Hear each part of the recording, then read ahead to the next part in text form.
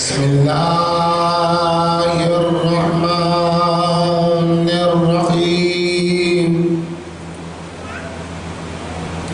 الحمد لله على ما أنعم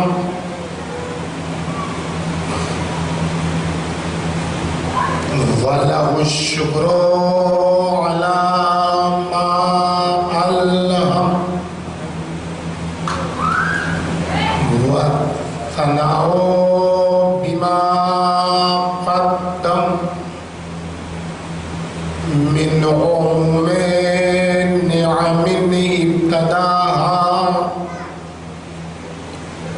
وسبوء أعلى إن أسداها وتمام منن ولاها جمعن الإحصاء عددها ونوع عن الجزاء أمدها وتفاوت عن الإدراك أبدها والصلاة والسلام والتحية والإكرام على عبده ورسوله وشفيعه وخيرته وأمينه على الوحي الذي انتجبه قبل أن أرسله وسماه قبل أن اجتبله واصطفاه قبل أن ابتعثه سيدنا ونبينا وشفيع ذنوبنا وطبيب نفوسنا وحبيب قلوبنا مولانا سيدنا بالقاء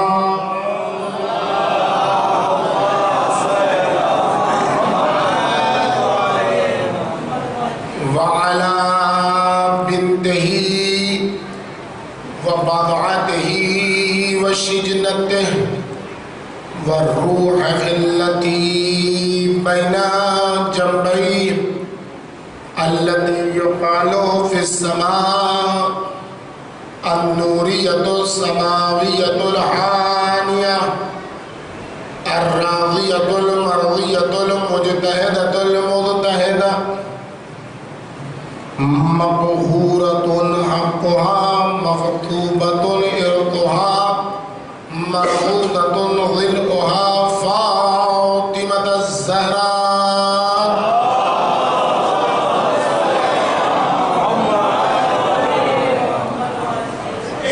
وعلى بعلها وبنيها والسر المستودع فيها لا سيما على بقية الله في الأرض سلام على آل ياسين السلام عليك يا داعي الله ورباني آياته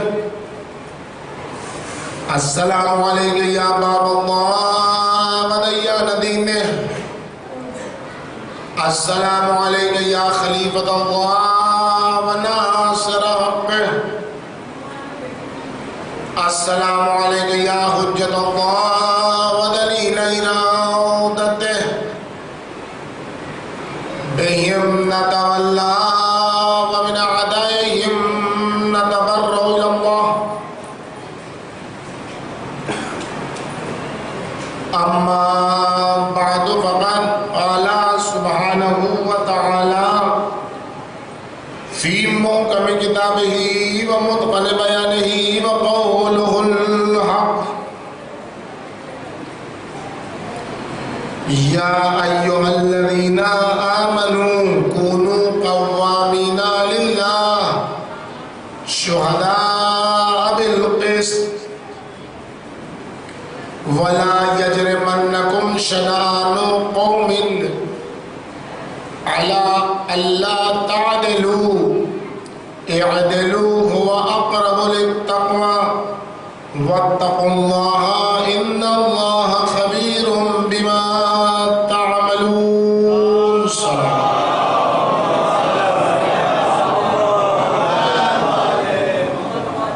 بزرگان محترم، عزیزان گرامی،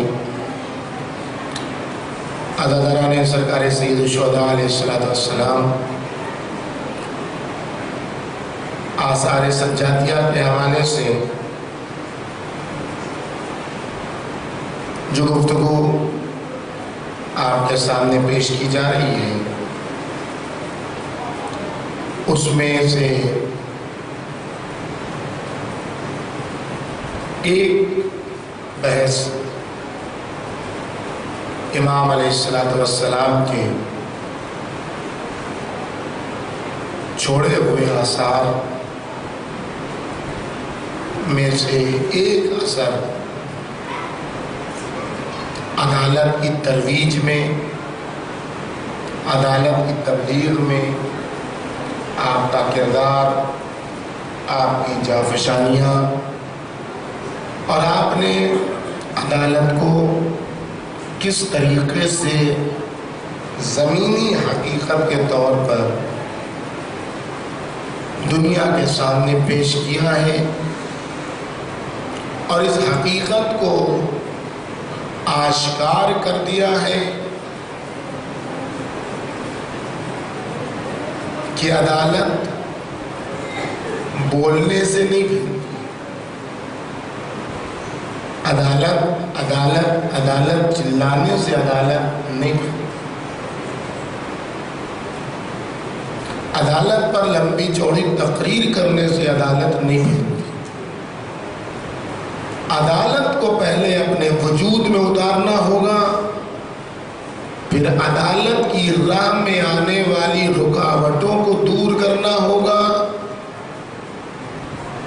تب جا کر عدالت سماج کا، معاشرے کا، سوسائٹی کا ایسا حصہ بن جائے گی جیسے سردی اور گرمی اپنے موسم میں بغیر کہے ہوئے داخل ہو جاتی ہے.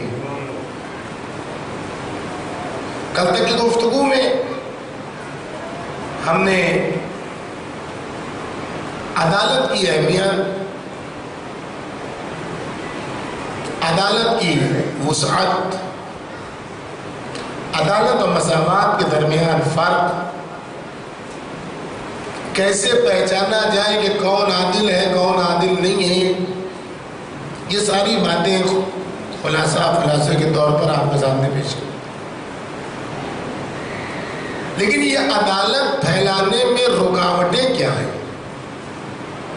میں نے عرض کیا تھا آپ کے سامنے کہ امام علیہ السلام نے دو دعا مانگی خدا سے، ایک صالحین کا حلہ لباس فاخرہ، اور ایک متقین کی سج دھج والا لباس. یہ دو چیزیں طلب کی تاکہ 22 کام کیا جا سکے. پھر آپ کی خدمت میں نے عرض کیا کہ 22 کام نہیں کرنا ہے، بلکہ ایک کام کے لیے وہ دو دعائیں طلب کی، اور وہ ایک کام ہے فی بسط العدل، عدالت کو پھیلانا ہے. اس لیے وہ دو اہم دعا ہے. اب عدالت کو پھیلانے کا طریقہ کیا ہے، اس کو 19 طریقوں میں بیان کیا امام علیہ السلام.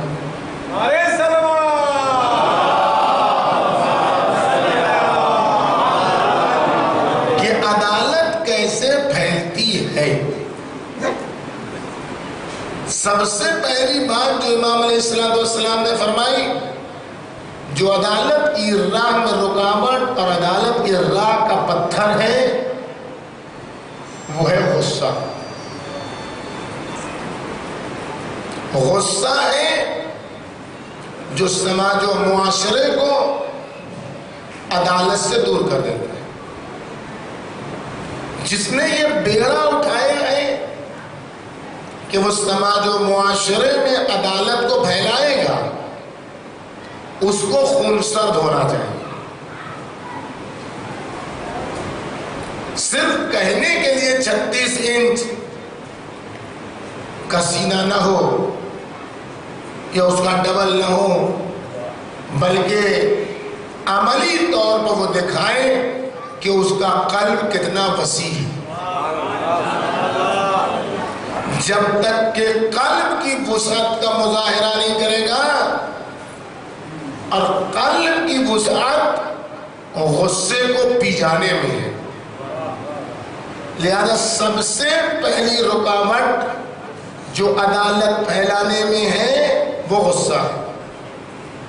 لہذا فرماتے ہیں وَقَدْمِ الْغَيْظِ، مالک عدالت پھیلانے کے لیے ہمیں غصے کو پی جانے کی طاقت عطا فرما۔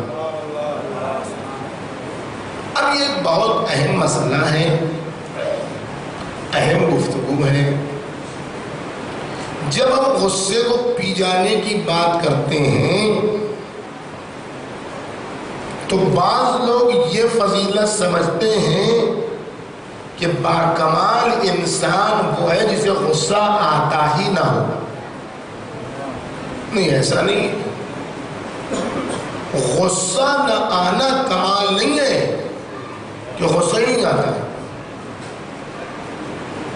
غصہ کہاں سے پنپتا ہے اس کو سمجھنے کی ضرورت ہے، اور یہ صفت دی کس کی ہے؟ غصے کی۔ اللہ کی دی ہوئی صفت ہے، تو یہ مطلقاً کیسے کہا جا سکتا ہے کہ غصہ خراب ہے، غصہ غلط ہے، غیظ و غضب آدمی کو آنا ہی نہیں چاہیے؟ معصوم امام علیہ السلام عدالت کی راہ میں یہ نہیں فرما رہے کہ غصہ آیا ہی نہیں، یہ نہیں فرما رہے، بلکہ فرما رہے غصہ آئے تو غصے کو پی لوں۔ اس کا مطلب کہ غصہ آئے گا، ایسے حالات پیدا ہوں گے، بیرونی عوامل یا داخلی عوامل ہوں گے ایسے جس کی بنیاد پر غصہ آئے گا۔ یہ غصہ بنتا کہاں سے ہے اس کو سمجھنے کی ضرورت ہے۔ دیکھیے خدا نے 3 صفت دی ہے انسان کو۔ ایک سمجھنے کی صلاحیت، اس کو کہتے ہیں قوہ مدرکہ، سمجھنے کی صلاحیت۔ یہ بھی 3 حصوں میں تقسیم ہوتی ہے۔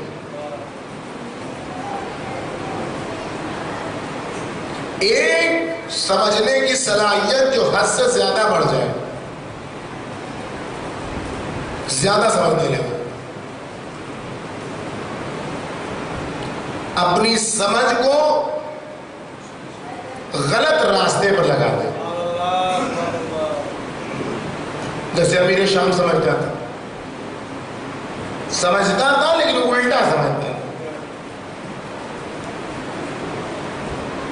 تو یہ سمجھ وہ ہے جو انسان کو بربادی کی طرف لے جاتا ہے۔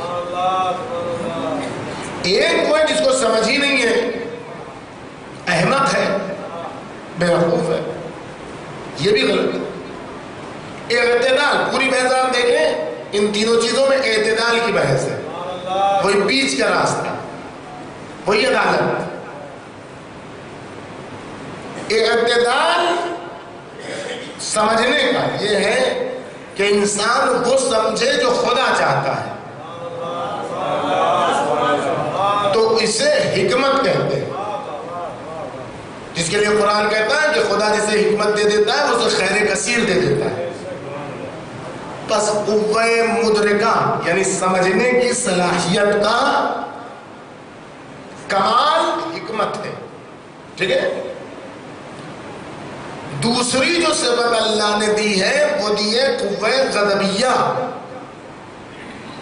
یعنی غصے کی طاقت، غیظ و غضب میں آنے کی طاقت۔ غیظ و غضب میں آنے کی طاقت بھی 3 حصوں میں تقسیم ہوتی ہے۔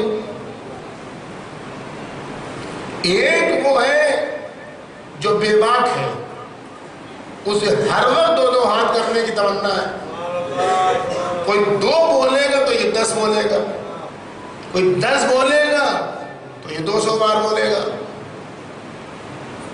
اسے کہتے ہیں تحور. بے باک ہے، کسی کو اپنے خانے میں سمجھتا ہی نہیں، سب سے بالا تر اپنے آپ کو سمجھتا ہے.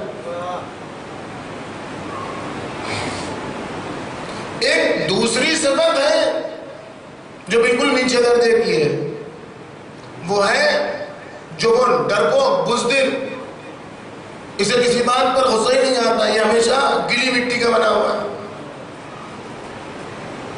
ایک قوہ غضبیہ کا اعتدال ہے، وہ جس جگہ غصے کا اظہار مناسب ہے وہاں غصہ دکھاتا ہے، جہاں خدا کو غصہ ناپسند ہے وہاں غصہ آنے کے باوجود بھی پی لیتا ہے.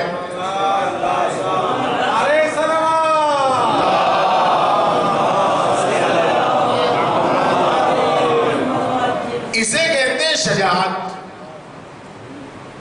قوہ غضبیہ کا اعتدال اور کمال شجاعت ہے. تیسری صفت ہے قوہ شہویہ، شہوت کی صلاحیت، قوت نفسانی خواہشات کی صلاحیت. یہ بھی 3 حصوں میں تقسیم ہوتی ہے. ایک وہ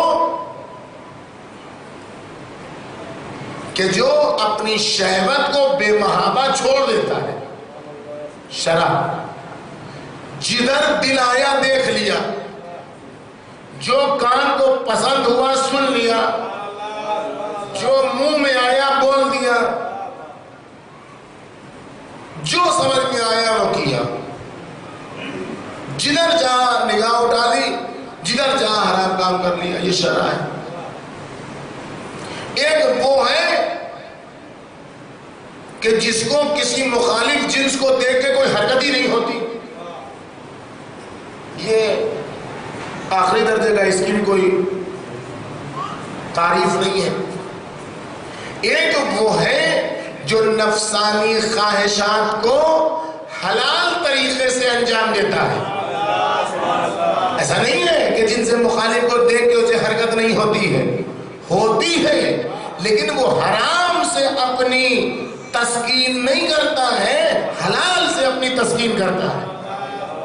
اس کو عفت کہتے ہیں، پاک دامنی. بس ایک عادل فقہ ہے. فقہ میں عادل کسے کہتے ہیں؟ امام جماعت کے لیے عادل ہونا شرط ہے. اس کا مطلب کیا ہے؟ یعنی وہ کہ وہ جان بوجھ کر واجبات کو انجام دیتا ہو، واجبات کو چھوڑتا نہ ہو، اور حتی الامکان حرام سے پرہیز کرتا ہو.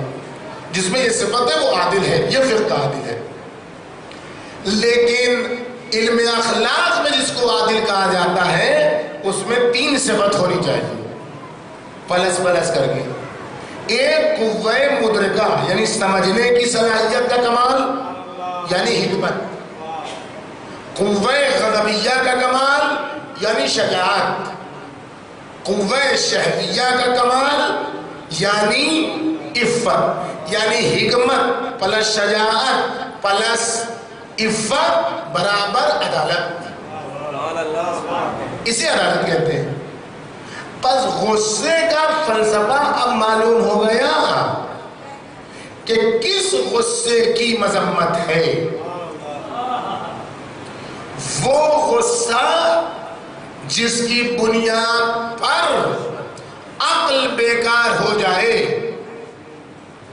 وہ غصہ جس سے سمجھنے بوجھنے کی صلاحیت ختم ہو جائے، وہ غصہ جو بے محابہ کھینچتا چلا جائے، پھر پتہ ہی نہ چلے کون بڑا ہے کون چھوٹا ہے، کون مجھولا ہے کون رشتہ دار ہے، کون ماں ہے کون باپ ہے، نہیں کچھ بھی پتہ نہیں. یہ غصہ وہ ہے جو انسان کو اپنی حد سے باہر نکال کے کبھی قتل پر، کبھی تہمت پر، کبھی برائیوں پر اکساتا ہے۔ اس کو امام نے کہا ہے کہ جب غصہ آئے تو عدالت کے لیے جب آپ اٹھیں گے تو آپ کو کوئی لڈو نہیں کھلائے گا۔ جب آپ سماج میں عدالت پھیلانے کے آپ بیڑا اٹھائیں گے تو آپ کو کوئی مٹھائی کا ڈبہ نہیں پیش کرے گا گفٹ میں، یہ لیجئے، نہیں، جتنے اپنے ہوں گے دشمن ہو جائیں گے، جتنے آپ کی تعریف کرنے والے ہوں گے آپ کو گالیاں دیں گے، تو اس لیے کہ آپ دوسروں کو برائیوں سے روکنا چاہتے ہیں، اور انسان جن برائیوں کا خوگر ہو جاتا ہے وہ برائیاں اس کو پسند ہوتی ہیں، تو وہ یہ بھی نہیں پسند کرتا کہ اس برائی کو برا کہا جائے، جائے کہ آپ روک رہے ہیں۔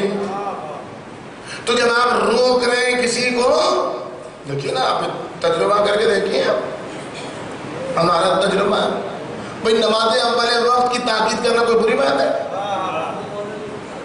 آپ بتائیے مجھے، ابھی کوئی کسی کو کچھ کہا جا رہا ہے کہ تم کچھ کرو، یہ نہیں کہا جا رہا نماز پڑھو، نماز تو پڑھ دو، آپ بولے بات پڑھو،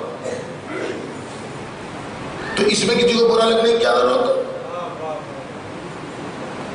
لیکن اس میں بھی لوگوں کو برا لگتا ہے، اور جس دن جو ہے وہ کمر ہمت باندھ لیجیے آج سے تو کسی کو کم سے کم اذان تو اول وقت کرا ہی دیں گے، دیکھیے گھر میں لڑائی ہو جائے گی۔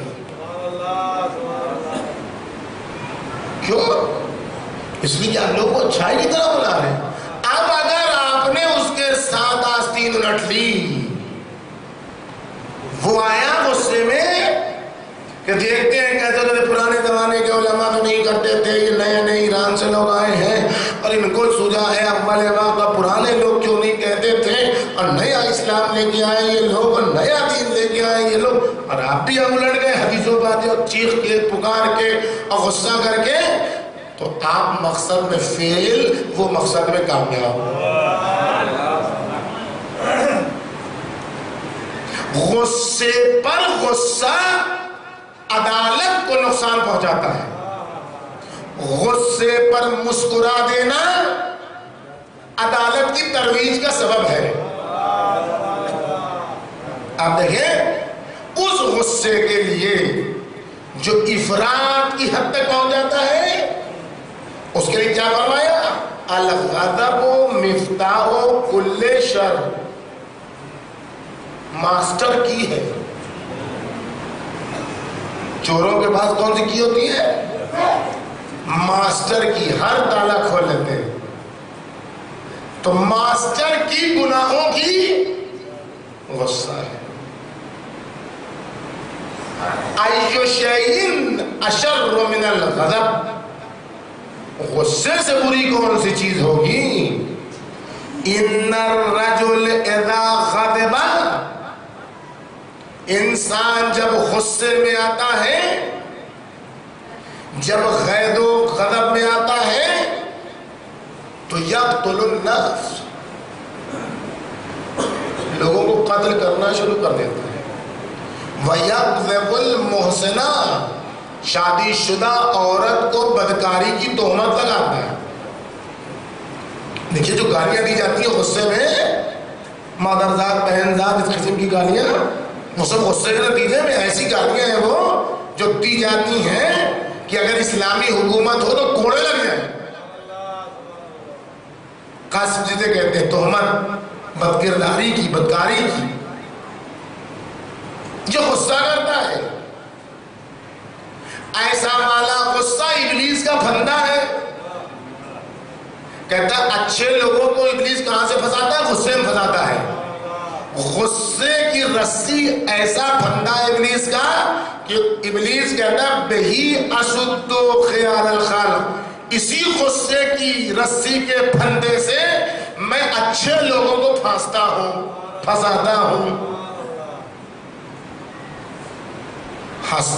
غصہ کیا کرتا ہے؟ ایسا والا غصہ جس میں عقل ساتھ چھوڑ دے، مرنے مارنے پر تیار ہو جائے، ایسا غصہ کیا کرتا ہے؟ ایسا غصہ علی کی محبت کو دل سے نکال دیتا ہے۔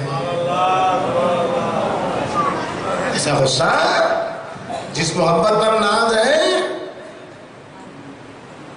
اسی محبت کو نکال دیتا۔ کیوں؟ یا علی حب کا ایمان، علی تمہاری محبت ایمان ہے، بغض کا کفر و نفاق، اور تمہارا بغض، تم سے نفرت کفر و نفاق ہے۔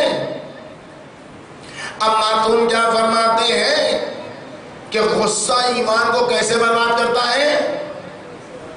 غصہ علی کی محبت کو دل سے کیسے نکال دیتا ہے؟ الغضب یفسد الایمان کما یفسد الخل الاصل، جس طریقے سے سرکہ شہد کو برباد کر دیتا ہے اسی طریقے سے غصہ علی کی محبت کو برباد کر دیتا ہے۔ صلوات بھیجیے محمد وآل محمد۔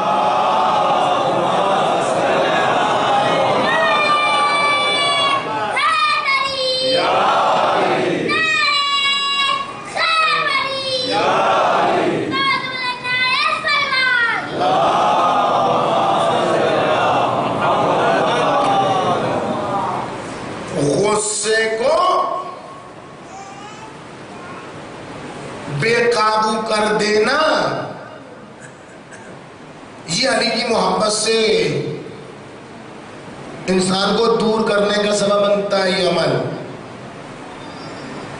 ایسا غصہ عدالت کی راہ میں رکاوٹ ہے، اور اگر کوئی غصے کو پی لے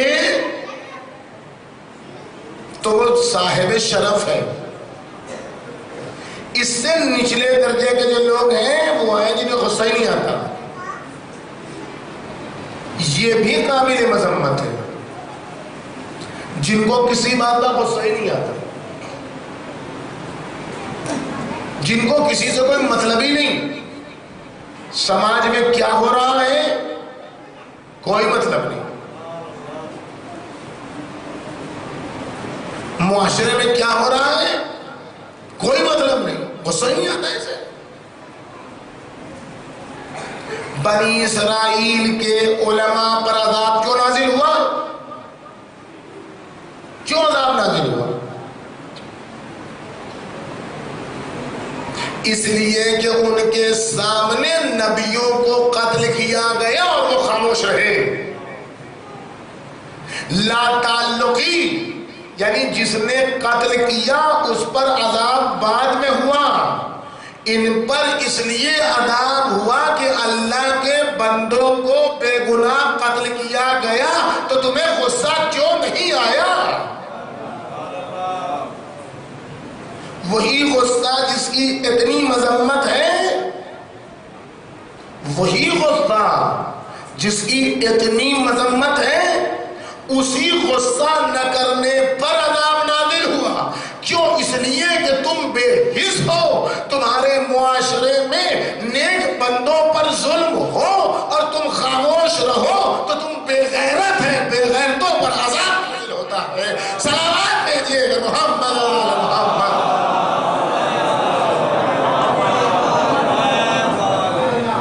مقدس غصہ عدالت کو پھیلانے کا سبب ہے، بے محابہ غصہ عدالت کو نست و نابود کرنے کا سبب ہے۔ جب دشمن غصہ دلانا چاہے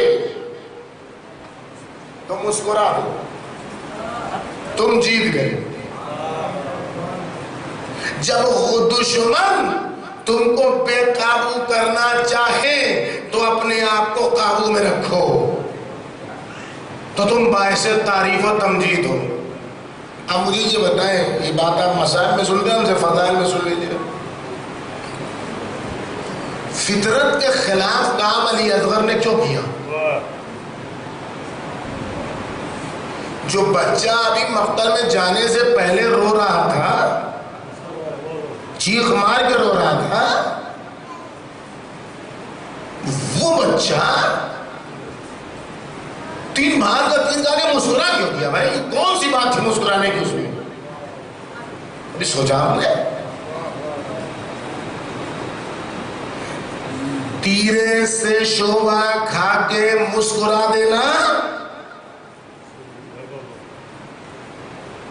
اگر علی اصغر رو دیتے تو ممکن تھا کہ ہارا ہوا دشمن اپنے آپ کو فاتح سمجھ لیتا کہ ہم جیت گئے، بچے کو رلا دیا۔ نہیں، وہ اپنے غصے کی پیک پر تھا۔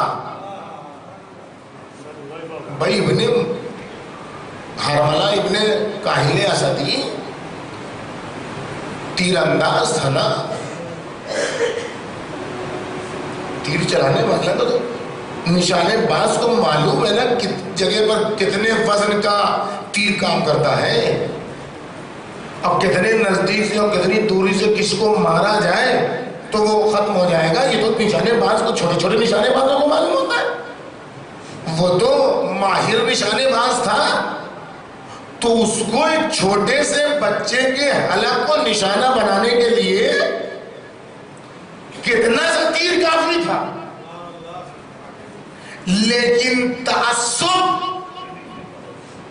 اور نفرت اور غصے اور دنیا کی ہوس اور حاکم وقت کے سامنے اپنی پیروی کا اظہار اور بچپنے سے دشمنی کے اظہار کے لیے اپنے غصے کی آخری حد پر پہنچ کے بچے کو نشانہ بنانے کے لیے وہ تیر استعمال کیا جو بڑوں کے لیے یعنی عقل پاگل ہو گئی تھی نا اس کی، کہ غصے میں کہاں پہنچا کہ وہ دیوانہ ہو گیا۔ اس کو یہی سمجھ میں نہیں آیا کس کو کیسا حملہ کیا جاتا ہے۔ دیکھیں ذرا، یعنی حرملہ یا حرملہ بھول گیا غصے میں کہ ہم کس کو نشانہ بنا رہے ہیں اور کیسا تیر مار رہے ہیں، وہ آپے میں نہیں ہے، غصے سے اس کی عقل زائل ہو گئی ہے۔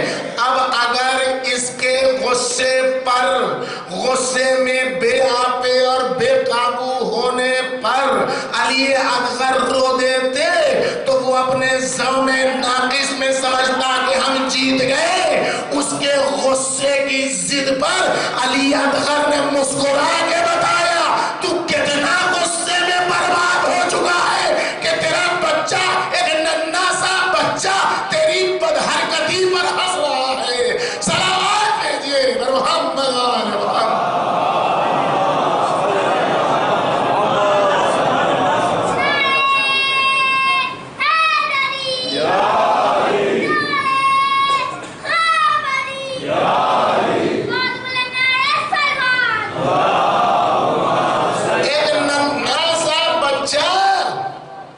تیری بچکانی حرکت پر ہنس رہا ہے۔ یہ کس نے صفت بیان کی؟ قرآن کی صفت ہے یہ۔ قرآن کہتا ہے جب جاہلیت کے لوگ عصبیت اور غصے کی آخری حد پر پہنچ جاتے ہیں کافر، تو اللہ مومنین کے دلوں پر سکون نازل کرتا ہے۔ دیکھیے، غصے کے مقابلے میں غصہ نہیں، غصے کے مقابلے میں سکون، اور جب غصے کے مقابلے میں سکون آتا ہے تو اسی کو کہتے ہیں غصہ پی لینا۔ اور جس میں یہ صفت آ جاتی ہے، اسی لیے کیا کہا گیا جب غصہ آئے تو کیا کرو؟ غصہ ہے تو کیا کرو؟ کھڑے ہو تو بیٹھ جاؤ، بیٹھے ہو تو ایک جگہ دوسری جگہ پر ہو جاؤ، اپنی جگہ چینج کر دو، پانی پی لو، کھڑے ہو تو ٹہلنے لگو، کھڑے ہو تو ٹہلنے لگو، تاکہ غصہ ختم ہو جائے۔ تمہیں غصہ نہ، غصہ آئے گا لیکن اپنے غصے پر قابو پانا ہے، یہ تو کمال ہے۔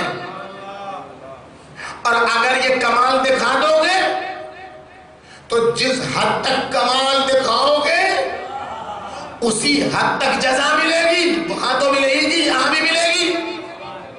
جزا کون دے گا؟ اللہ اتر کے آگے دے گا لو یہ جزا ہے؟ نہیں, اللہ اپنے نبی سے سنوائے گا. کیوں ایک مجاہد ٹہلنے لگا؟ جب دشمن کے غصے کی آخری حد بے ادبی کو دیکھا تو اگر اس وقت قتل کر دیتے تو پھر ممکن تھا غصے کا عمل ہوتا تو وہ جزا نہ ملتی جو ملنے والی تھی. بعض لوگ سمجھتے ہیں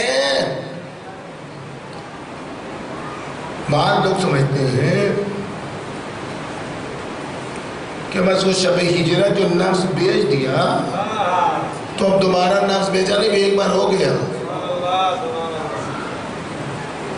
ایسا نہیں بھائی, نفس ایسی چیز نہیں جو ایک بار بیچا جائے ایک بار خریدا جائے. نفس مسلسل بیچا جاتا ہے, مسلسل خریدا جاتا ہے. قرآن مجید نے بھی یہ نہیں کہا کہ وَمِنَ النَّاسِ مَنْ شَرَى, لوگوں میں تو کچھ لوگ وہ ہیں جنہوں نے نفس بیچ دیا. یہ نہیں کہا قرآن نے. کیا کہا؟ وَمِنَ النَّاسِ مَنْ يَشْرِي, کچھ لوگ ایسے ہیں جو مسلسل اپنے نفس کو بیچتے رہتے ہیں, ایک بار نہیں. پس غصہ آنا اس کی بے ادبی پر علی کا نفس نہیں ہے, کمال انسانیت ہے. بے ادبی پر غصہ آئے, جس کو بے ادبی پر غصہ نہ آئے اس میں انسانیت نہیں پائی جاتی ہے, اس میں غیرت نہیں پائی جاتی ہے. غصہ آئے بات تو کہتے ہیں ارے معصوم تو وہ ہے جس کو غصہ ہی نہ آئے. لوگ سمجھتے ہیں معصوم کا مطلب یہ ہے کہ اس کے اوپر کوئی بیٹھا ہوا ہے, یہ تم کرو گے تو قتل کر دیا جائے گا. ایسے کو معصوم نہیں مانتا ہے دین. ایسے کے لیے تو فرشتے کافی تھے کہ جن کے اندر کوئی جذبہ ہی نہیں. یہاں جذبہ رکھا گیا ہے لیکن اتنا کنٹرول ہے اپنے اوپر, خدا کو دیکھنے کی صورت میں کہ کوئی دوسری چیز غالب ہی نہیں آ پاتی ہے. اچھا بعض چیزوں میں ہم لوگ بھی معصوم ہیں لیکن دیکھیے اب سب کو یہ معصوم بنانے آئے. ائمہ تو معصوم نہیں ہے, گناہگاروں کو بھی آج یہ معصوم بنا دیں گے. جی کچھ چیزوں میں ہم لوگ معصوم ہیں. یہ بتائیے کہ یہاں پر زہر کا پیالہ رکھا ہو اور آپ کو یقین ہو کہ اس میں زہر ہے, آپ پی لیجئے گا. کیا آپ مجبور ہیں؟ کسی نے آپ کا ہاتھ پکڑا ہے؟ بولیے. پانی کسی نے نہیں پکڑا, پھر کیوں نہیں پیتے؟ عقل مندی کا تقاضا یہ کہ نہ پیا جائے. کسی کے زخم سے باز معذرت, کسی کے زخم سے پیپ بہ رہی ہے, آپ کو کہا لیجیے پی لیجیے, پیے گا کوئی عقل مند؟ کسی نے ہاتھ روکا ہے کیا آپ کا؟ کسی نے ہاتھ روکا ہے؟ پھر کیوں نہیں پیتے؟ کہ عقل کا تقاضا ہے کہ نہ پیا جائے. آگ کا انگارہ دہک رہا ہے, اسے نگل جائیے. کیوں نہیں نگل سکتے؟ کہا نہیں, اس کو نگل نہیں سکتے, پورا وجود خاکستہ رہ جائے گا, بولنے کے لائق نہیں. اس کا مطلب یہ ہوا کہ ہمیں جب سمجھ میں آ جاتا ہے کہ یہ چیز ہمارے لیے نقصان دہ ہے تو ہم اسے انجام نہیں دیتے. اختیار رکھنے کے باوجود, طاقت رکھنے کے باوجود, جس طریقے طریقے سے یہ آگ دیکھ کے ہم نہیں کھاتے ہیں، ویسے ہی قرآن کہتا ہے اگر یتیم کا مال کھاؤ گے تو آگ کھا رہے ہو۔ یہ ہماری سمجھ میں نہیں آتی کیونکہ ہم نے دیکھ ہی نہیں دیا، یتیم کا مال ہے، یہ آگ تھوڑا ہی ہے۔ قرآن مجید کہہ رہا ہے حرام سے اگر نطفہ کسی لڑکی میں منتقل ہوا تو یہ حرام و بد کرداری کا نطفہ نہیں ہے، یہ ایسا ہے جیسے تم زخم کی پیپ پی رہے ہو۔ کون سمجھتا ہے؟ یہ ہمیں یقین ہی نہیں ہے۔ یہ جو سود کا کاروبار کر رہا ہے اس کو قرآن کہہ رہا ہے تم پاگل ہو، مقبوض الحواس ہو، ڈامنڈول ہو، پیر یہاں رکھو گے وہاں پڑے گا۔ یہ جو اینٹ اینٹ کے ترم خواہ بن کے چلتا ہے، کسی کو سلام نہیں کرتا، سب مجھے سلام کریں، مغرور متکبر گھمنڈی، یہ چونٹی سے بدتر ہے۔ یہ دیکھ نہیں رہا کہ یہ چونٹی سے بدتر ہے، کہاں پتا چلے گا؟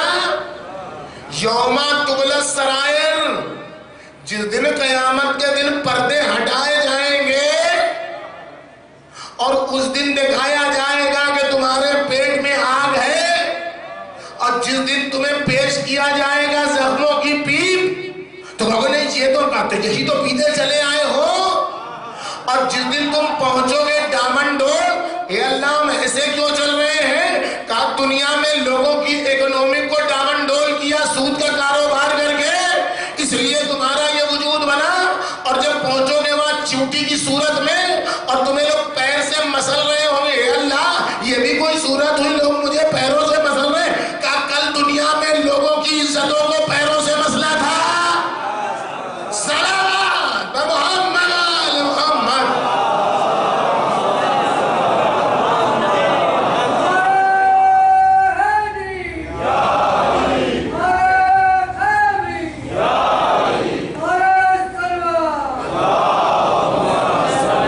معصوم پر روح القدس کا اثر ہے، کوئی شک نہیں اس میں ہے، لیکن جو گناہ سے معصوم، عاری اور پاکیزہ ہے وہ بے اختیاری کی بنیاد پر نہیں ہے، وہ اختیاراً گناہ نہیں کرتا ہے، نفس رکھتے ہوئے نفس کو بیچتا رہتا ہے، اس لیے نفس کے شکنجے میں نہیں آتا۔ ایسا نہیں ہے کہ دنیا اس کے پیچھے نہیں آتی، دنیا سب کے پیچھے آتی ہے، لیکن کسی کو دکھائی دے جاتا ہے اور دنیا سے منہ موڑ لیتا ہے، لیکن دنیا کا خاصہ ہے، دنیا کا خاصہ ہے، جتنا دوڑو گے اس کے پیچھے اتنا بھاگے گی، جتنا اس کو چھوڑو گے اتنا تمہارے پیچھے دوڑے گی۔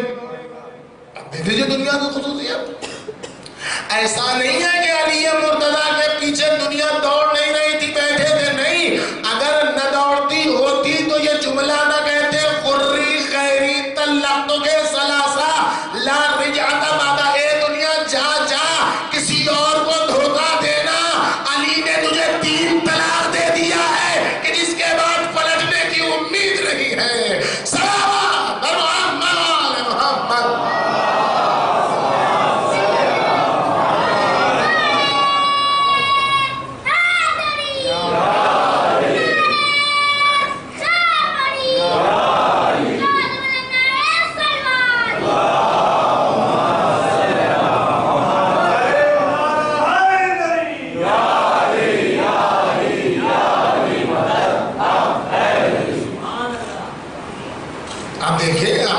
سوچا کیا خیبر میں ضرورت نہیں لگائی جا رہی ہے مرتضیٰ نے؟ کیا بدر میں لوگوں کے سر قلم نہیں کیا میرے مومنین نے؟ ضرورت تو ہر جگہ چلی ہے، تلوار کی حرکت تو ہر جگہ، یہ خندقی میں کون سا لال لگا ہوا ہے کہ وہاں یہ حدیث ضربت علی یوم الخندق؟ کبھی غور کیا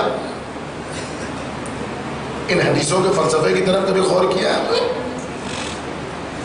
عمر ابن عبد ودی کو خالی تھوڑے مارا ہے، مارا کو کس نے مارا ہے؟ کسی اور نے؟ ادوا و شیبہ کو کس نے مارا ہے؟ بدر میں ابو جہل کو، جب کس نے مارا ہے؟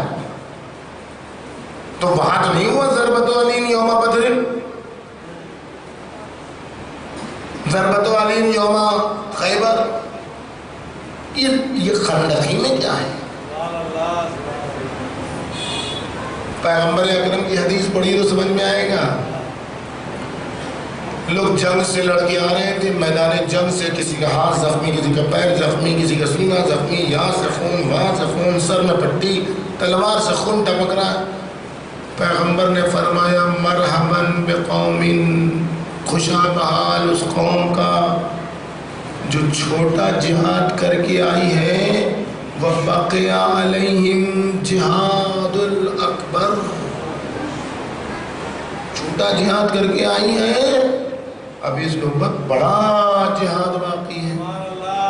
اب آنکھیں پھٹیں گی نہیں پھٹیں گی؟ سر سے خون ٹپک رہا ہے، پیر زخمی ہے، ہڈیاں ٹوٹنے والی ہیں، زخم کی جراحت سے تکلیف اپنے شباب پر ہے، خون ٹپک رہا ہے تلوار سے، یہ چھوٹا جہاد ہے۔ اور بڑا جہاد کیا ہوگا بھائی؟ حلق میں سانس رک گئی، آہستہ آہستہ کسی نے پوچھا کیا؟ قیل یا رسول اللہ وما الجہاد الاکبر، اے رسول اللہ یہ جہاد اکبر کیا ہے؟ تو پیغمبر اکرم نے کیا فرمایا؟ الجہاد بالنفس، بڑا جہاد اپنے نفس سے جہاد کرنا ہے۔ آپ سمجھے؟ من الناس من یشری، مطلب باہر کے دشمن سے لڑنا آسان ہے، گھر کے دشمن سے لڑنا مشکل ہے، غرور و تکبر سے لڑنا مشکل ہے، غیبت و حسد سے لڑنا مشکل ہے، غصے سے لڑنا مشکل ہے۔ جنگ خندق واحد وہ جنگ ہے، اور اس سے یہ پتا چلا کہ ہر جگہ علی کا یہی حال ہے کہ سب کام خدا کے لیے، اس میں اپنا نفس کہیں شامل نہیں ہے۔ یہ سب جگہ تھا، لیکن مظاہرہ اس کا فقط جنگ خندق میں ہوا۔ جنگ خندق واحد وہ جنگ ہے جس میں امیر المومنین نے بیک وقت دو جہاد کا مظاہرہ کیا ہے۔ عمرو ابن عبد ود کا سر کاٹ کے جہاد اصغر کا مظاہرہ کیا، اس کی بے ادبی پر اس کے سینے سے اتر کے ٹہل کر جہاد اکبر کا مظاہرہ کیا۔ خدا نے کہا علی تم نے دو جہاد کا مظاہرہ کیا ہے تو جزا جہاد کی دینا میرا فرض ہے، میں اپنے نبی سے کہلواؤں گا ضربت علی یوم الخندق افضل من عبادت الثقلین، علی کی تلوار کی ایک حرکت خندق کے دن دو جہاں کی عبادت سے افضل ہے۔ ایک جہان کی عبادت کا ثواب افضل جہاد اصغر کی بنیاد پر، دوسرے جہان کی عبادت سے افضل جہاد اکبر کا نتیجہ، چونکہ دو جہاد کا مظاہرہ کیا لہذا ثواب بھی دو جہاں سے افضل ملا۔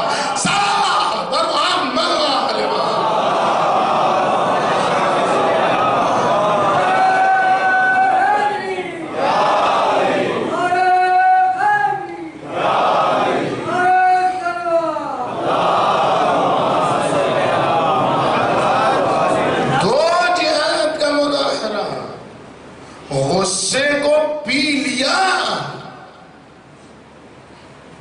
اور اب جب بات آ گئی جنگ خندق کی تو یہ بات بھی سن لی تھی۔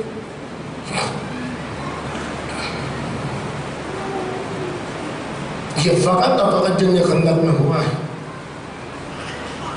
اور کسی جگہ نہیں۔ امیر المومنین کی جنگ اور ان کے جہاد کا طریقہ کیا تھا؟ حملہ کہاں سے کرتے تھے؟ سر سے کرتے تھے، اور گھوڑے کی زین تک پہنچتے پہنچتے دو حصوں میں تبدیل۔ نجف میں اس کے لیے جو ہے وہ مقدمے کا فیصلہ ہو گیا، آپ جانتے ہیں وہ زنانے علاقے میں آج بھی وہ 2 انگلیوں کے نشان ہیں. کوئی خیبر کے رشتہ دار والا رشتے کا، خیبری یہودی کے رشتے کا کوئی آیا اور اس نے کہا علی تم سے مقابلہ کرنے آئے ہیں. اور اس کے بعد قبر اطہر سے 2 انگلیاں برآمد ہوئی اور اس کو دونی. اب صبح میں کس کے اوپر کس نے قتل کیا؟ کئی خادم جو تھا اس نے قتل کیا. اب وہ کیا بولے؟ تو اس کے بعد دلیل نہیں، اکیلا وہی تھا. اس کے ذہن میں بات ہے کہ ایک کام ہے، ایسا ہے کہ اس لاش کا وزن کرا لیجیے 2 ٹکڑے کا.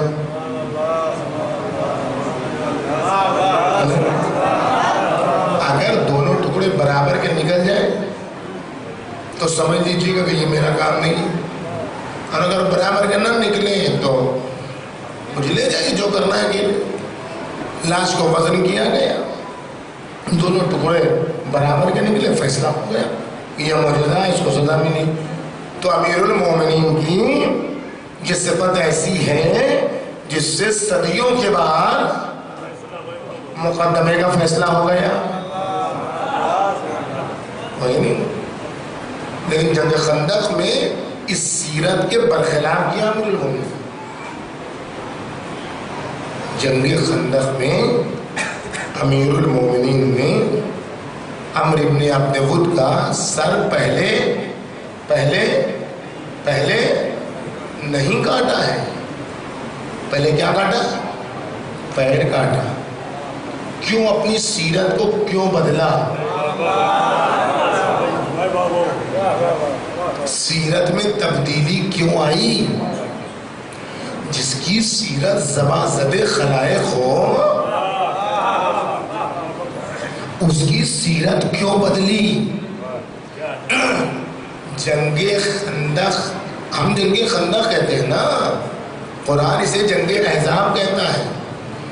پارٹیوں کی جنگ تھی، سارے کفار اکٹھا ہو گئے تھے، یہودی بھی اکٹھا تھے، یہودیوں کے قبیلے بھی، کفار اپنی ساری طاقت سے آئے تھے. بہت قیامت کی جنگ تھی، پارٹیوں والی جنگ ہے. قرآن کہتا ہے احزاب ہے. احزاب کوئی حزب یعنی پارٹی، اسی جمع احزاب. پورا سورہ احزاب ہے، پڑھ لیجیے اٹھا کے. پارٹیوں کی جنگ تھی، ساری پارٹیاں ایک طرف اکٹھا، اسلام اکیلا ایک طرف. آج بھی پارٹیوں کی جنگ ہے. آج بھی سارا ایک کفر ایک طرف ہے، چاہے وہ سیریا میں ہو، چاہے وہ عراق میں ہو، چاہے وہ یمن میں ہو، چاہے وہ بحرین میں ہو. احزاب اکٹھا ہے ایک مکتب اہل بیت کے خلاف. لیکن جیسے جنگ خندق میں احزاب بھاگے، ویسے ہی آج بھی ان کے پیروں احزاب بھاگ کے بتا رہے ہیں. جب مکتب اہل بیت میدان میں ٹک جاتا ہے تو پارٹیوں کو بھاگنا پڑتا ہے. صلوات بھیجیے محمد وآل محمد.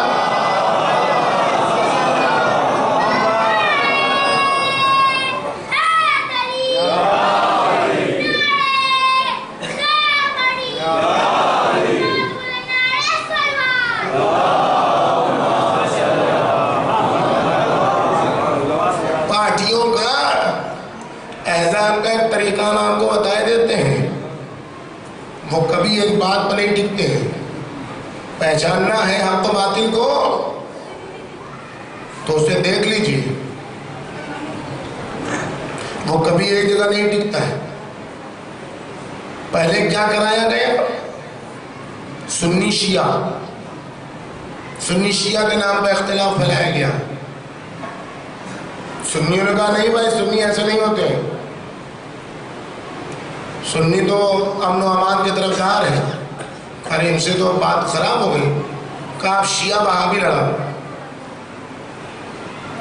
وہابیت کے نام پر قتل کرواؤ. وہابیوں نے بھی اپنے آپ کو علیحدہ کر لیا کہ نہیں بھائی وہابی ایسا نہیں ہے. دیکھا نہیں، سلفی ہیں. یہ سلفیوں نے بھی کہا نہیں بھائی سلف صالح ایسا نہیں کرتے تھے. کہا نہیں یہ دیکھو طالبان والے ہیں. طالبان بھی ہے، اس نے کہا کہ طالبان میں بھی دو گروہ نہیں بھی ایسے نہیں ہم لوگ قتل کرنا چاہتے ہیں، کوئی مقابلے کے لیے آئے تب قتل کریں گے. کریں نہیں یہ جبہت النصرہ والے ہیں، ان میں بھی دو پارٹی ہو گئی.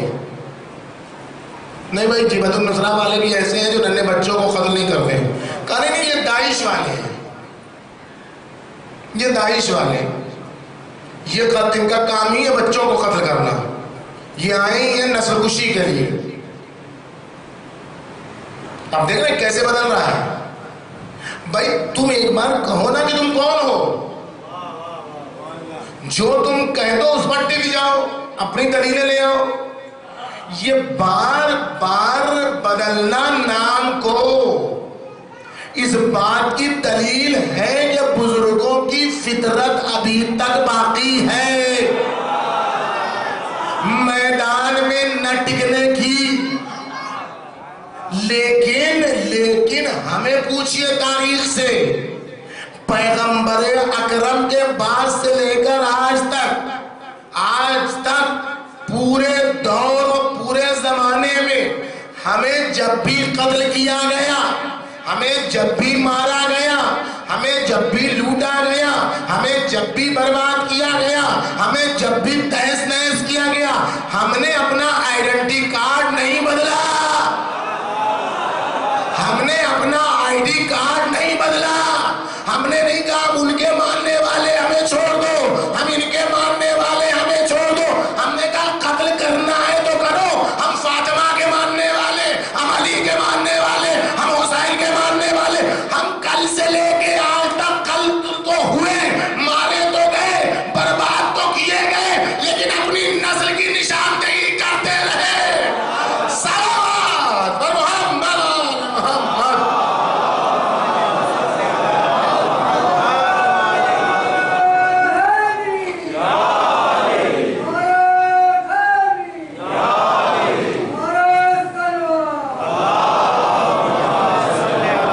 اسی لیے دشمن نے دیکھا کہ ان کو جتنا غصہ دلاؤ اپنے ہی غصے میں آ جاؤ کہ یہ مسکرا دیں گے.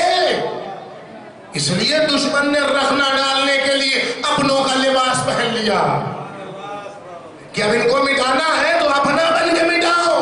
اس لیے کہ یہ محبت کے بھوکے ہیں، ان کو ختم کرنا ہے تو محبت کا لباس پہنو. اسی لیے جو اختلافات پھیلائے جا رہے ہیں یہ محبت کا نام لے کے پھیلائے جا رہے ہیں، یہ علی کا نام لے کے پھیلائے جا رہے ہیں، یہ حسین کہہ کے پھیلائے جا رہے ہیں. اس لیے کہ معلوم ہے اگر مقابلے میں آئے تو ہار جاؤ گے. علی والے بن کے علویت کو مٹانے کی کوشش کرو. لیکن دشمن بھول گیا ابھی اتنی آنکھیں تیز ہیں علی کی محبت کے نتیجے میں کہ کون چولا پہنے ہیں کون علی والا دونوں کو پہچانتے ہیں.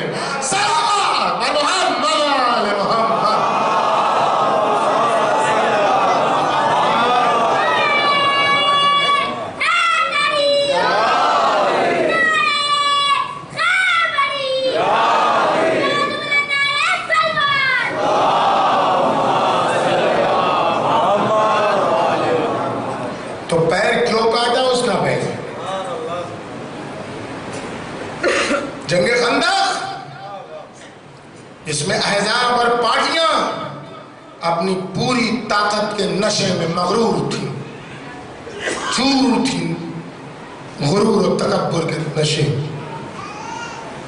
تو اس نے کیا کہا تھا؟ سنتے رہتے مجھے وہ سب نہیں پڑھنا ہے. سنتے رہتے ہمارے ابن عبد الودین کیا کہا تھا؟ ہم پیدل ہیں تم بھی پیدل ہیں. تو کیا کہا تھا کہ ہم گھوڑے کے کچھ ہی کاٹ دیں گے، نہ رہے گا نہ بھاگنے کی. تو آپ سنتے رہتے ہیں مزے سے، ابھی نہیں دو رہا.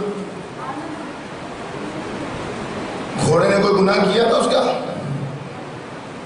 اس کا خدمت گزار تھا، وفادار تھا، اس کو لے کے آیا تھا، لیکن ایسا مست تھا اپنی طاقت کے نشے میں اور غصے کے اس پیک پر تھا کہ سمجھ رہا تھا کہ حق کو آج پارٹیاں مٹا ہی دیں گی.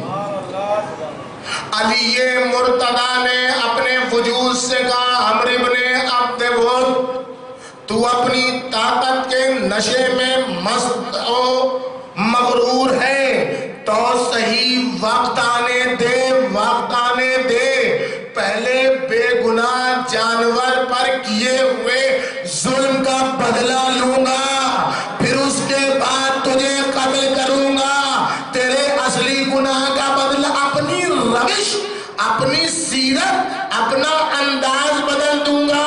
پہلے بے گناہ گھوڑے کے پیر کاٹنے کی سزا ملے گی، تیرے پیروں کو کاٹا جائے گا۔ جھوٹی ہیومن رائٹس کا نعرہ لگانے والی دنیا پہلے علی سے جانوروں کے حقوق سیکھے، پھر انسانوں کے حقوق کی بات کرے گی۔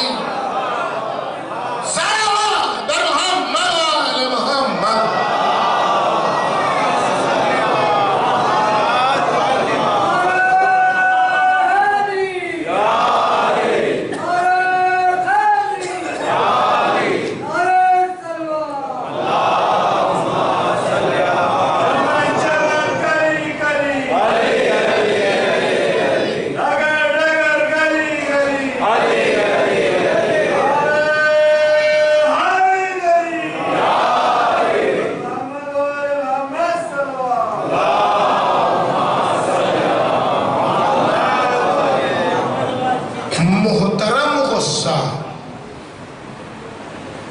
جہاں پر غصہ کرنا ثواب ہے، جہاں پر غصے میں آنا فضیلت ہے۔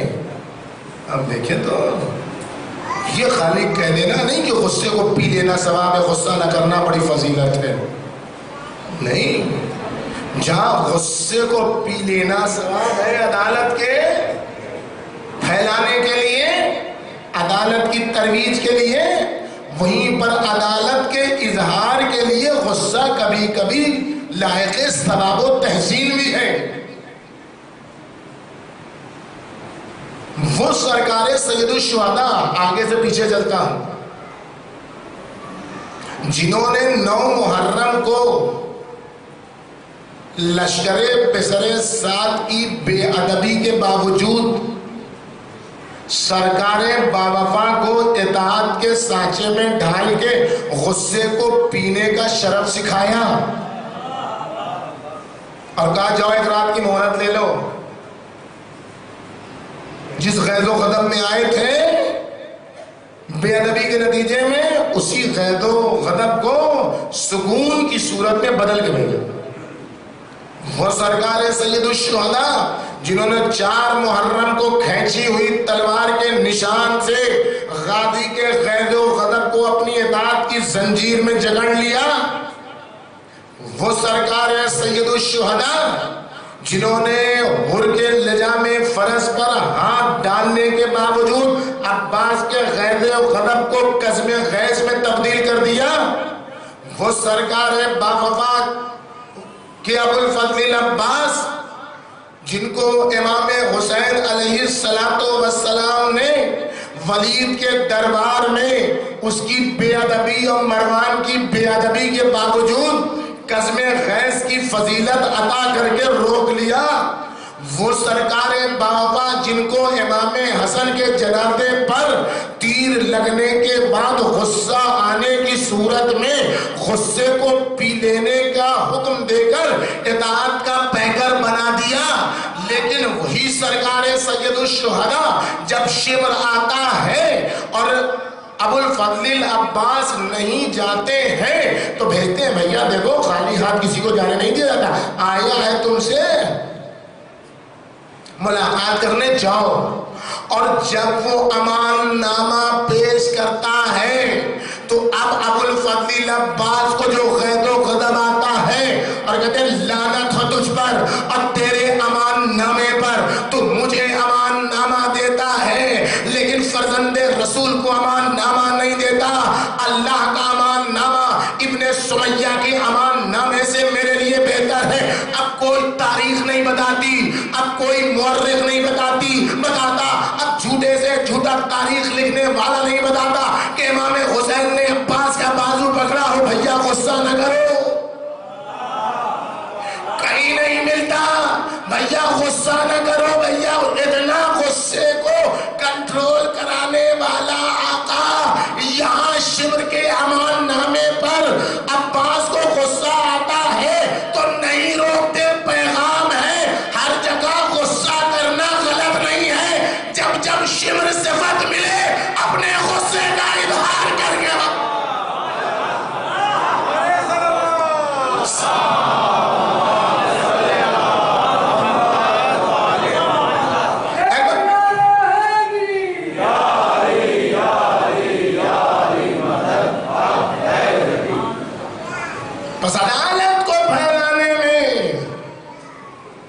غصے کو ضبط کرنا عدالت کی ترویج میں معاون اور مددگار.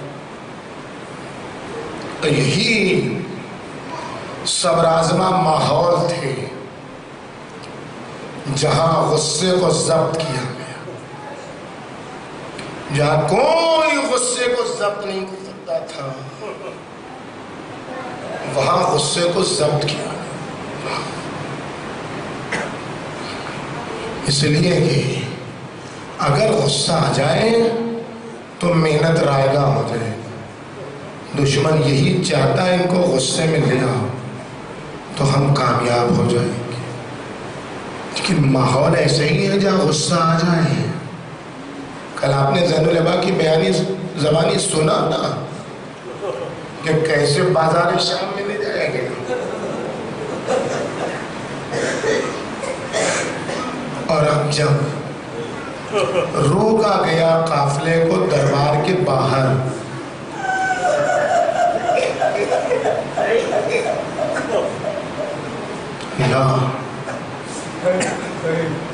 کیسے یہ برداشت کیا منظر زین العبا نے. کیوں روکا گیا ہے؟ دربار کی آئینہ بندی ہو رہی ہے. آئینہ بندی کا مطلب آپ سمجھتے ہیں اردو لوگوں کمزور ہو گئی ہے. آئینہ بندی کا مطلب کیا ہوتا ہے؟ چاروں طرف آئینے لگائے جاتے ہیں تاکہ ایک چہرہ 100 طرف سے دکھائی دے.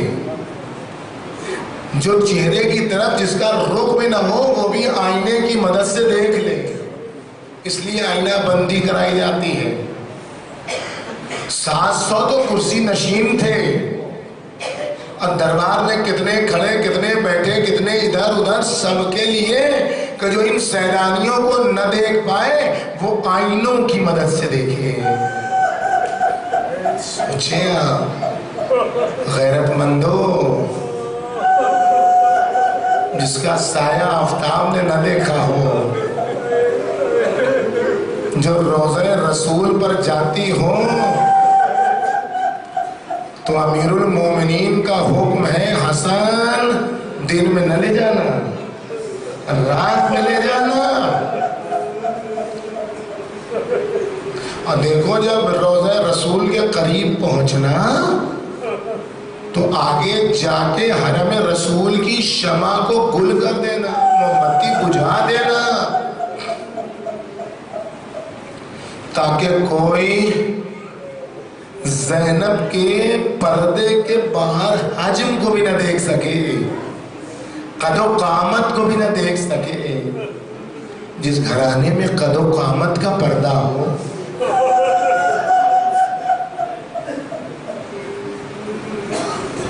جب کوفے میں امیر المومنین نے حکومت کو اپنی مرکز سینٹر بنایا کوفے کو، تو مدینے سے سب کو کوفے بنا لیا. سیلانیوں کو بلانے کے لیے لانے کے لیے حسن مجتبیٰ کو بھیجا. شام سے پہلے مغرب سے پہلے کوفے کے دروازے پر آ گئے. پائک کو بھیجا، قاصد کو بھیجا، جا کے پوچھو کوفے کے دروازے پہ کھڑے داخل ہو جائیں. پیغامبر آگے بولتا ہے کہ آپ کے بابا نے کہا ہے کہ رات رک جاؤ، رات کا اندھیرا آ جائے تب اندھیرے میں لے کے نبی کی جائی کو، نبی کی نواسی کو، فاطمہ کی جائی کو اندھیرے میں لے کر. سوچیں یہ کوفہ ہے، اور سن 61 کی 11ویں محرم کو جب قافلہ 11ویں محرم کی رات کو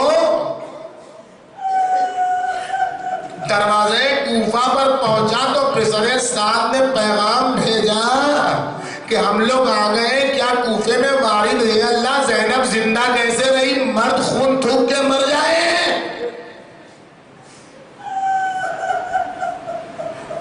تو ابن زیاد نے پیغام بھیجا ہے نہیں نہیں، رات بھر انتظار کرو، جب کل دن کا اجالا ہو جائے تو علی کی بیٹی کو لے کے بازار میں وارد ہونا.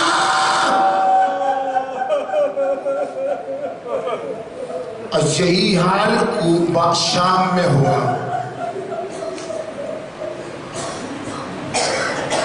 حکم ہے کہ وارد ہونا ہے دربار میں. شمر ایک چادر دے دے تاکہ ہم چادر کے ساتھ بازار میں دربار میں داخل ہو جائیں. شمر بے ادبی کر. یہ وہ مرحلہ ہے جہاں پیکرے صبر باپ کی پیکسرے صبر بیٹی کو جلا. محترم جلال و غصہ آتا ہے. تو مجھے کمزور سمجھتا ہے؟ تو مجھے ناتما سمجھتا ہے؟ میں ابھی بتا دیتی ہوں میں کون ہوں. اے ام کلثوم ذرا میرے قریب آؤ. اے ام فرما ذرا میرے قریب آؤ. روز جمعہ امام زمانہ فاطمہ زہرا کی جائی زینب کبریٰ کی بے مقنع و چادری کا تذکرہ. کہا جب میری پھوپھی کی بے مقنع و چادری کا تذکرہ آ جائے اور تمہاری آنکھوں میں آنسو آ جائے تو میرے ظہور کی دعا ضرور کرنا. اے اللہ بکھرے ہوئے بالوں کا واسطہ, بے مقنع و چادری کا واسطہ, رضوان ظلم سے بندے بازوؤں کا واسطہ, دروں سے نیلی پشت اتر کا واسطہ, امام زمانہ کے ظہور میں تعجیل فرما. امام زمانہ کے ظہور میں تعجیل فرما. امام زمانہ کے ظہور میں تعجیل فرما. ہم گناہگاروں کو ناصروں میں شمار فرما. ام کلثوم میرے قریب آؤ. ام فرما میرے قریب آؤ. لیلا رباب اے بیٹی سکینہ تم بھی ذرا قریب آؤ. اور دیکھو ایسا ہے تم اپنے جلے ہوئے کرتے کا دامن اٹھا لو اور میں بد دعا کرتی ہوں. تم سب آمین کہنا. بھابھی زینب کبریٰ نے ہاتھ اٹھایا تھا کہ ہتھکڑیوں اور بیڑیوں کی آواز. ایک بار پلٹ کے دیکھا کون روکے سیدانی کو. ارے اس غیب و غضب سے کون بچائے؟ یہ غضب